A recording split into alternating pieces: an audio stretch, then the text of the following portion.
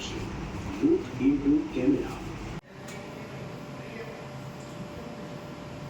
ભરૂચ જિલ્લામાં આરટીઓ વિભાગ દ્વારા હવે એઆઈ આધારિત ડ્રાઇવિંગ ટેસ્ટની શરૂઆત કરવામાં આવી છે, જેમાં ઉમેદવારની દરેક હલચલ પર આર્ટિફિશિયલ ઇન્ટેલિજન્સ અને સીસીટીવી કેમેરાથી સતત નજર રાખવામાં આવે છે. ટેસ્ટ દરમિયાન ભૂલ થતાં તરત જ સ્ક્રીન પર પરિણામ દેખાઈ જાય છે અને ઉમેદવારના મોબાઈલમાં મેસેજ પણ પહોંચી જાય છે. આ સમગ્ર પ્રક્રિયાનું કંટ્રોલ રૂમથી લાઈવ મોનિટરિંગ કરવામાં આવે છે, જ્યાં કર્મચારીઓ ટેસ્ટ ટ્રેક પર ચાલતી કાર અને બાઇકની દરેક એક્ટિવિટી પર નજર રાખી રહ્યા છે.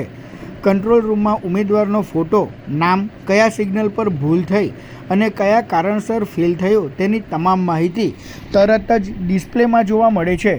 ટેસ્ટ પહેલાં દરેક અરજદારને એલઈડી સ્ક્રીન પર ડ્રાઇવિંગ ટેસ્ટ કેવી રીતે આપવો તેનો માર્ગદર્શક વિડીયો ફરજિયાત બતાવવામાં આવે છે. ત્યારબાદ ફોટો વેરિફિકેશન પણ કરાય છે અને એક ખાસ ટેગ વાહન સાથે જોડવામાં આવે છે, જેથી એઆઈ સિસ્ટમ ટેસ્ટ દરમિયાન તમામ માહિતી ટ્રેક કરી શકે. ટેસ્ટ દરમિયાન જો ઉમેદવાર સમય મર્યાદા કે ટ્રાફિક સિગ્નલના નિયમોનું પાલન ન કરે તો સિસ્ટમ તરત જ તેને ફેલ જાહેર કરી દે છે. આ સંપૂર્ણ ટ્રેક પર 25 જેટલા કેમેરા લગાવવામાં આવ્યા છે, જેમાં 15થી વધુ એઆઈ આધારિત કેમેરાનો સમાવેશ થાય છે.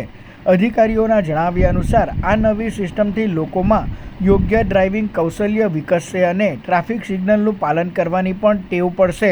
રાજ્ય સરકારના નિર્દેશ મુજબ RTO Bharuch AI base test track શરૂ કરી રહ્યું છે.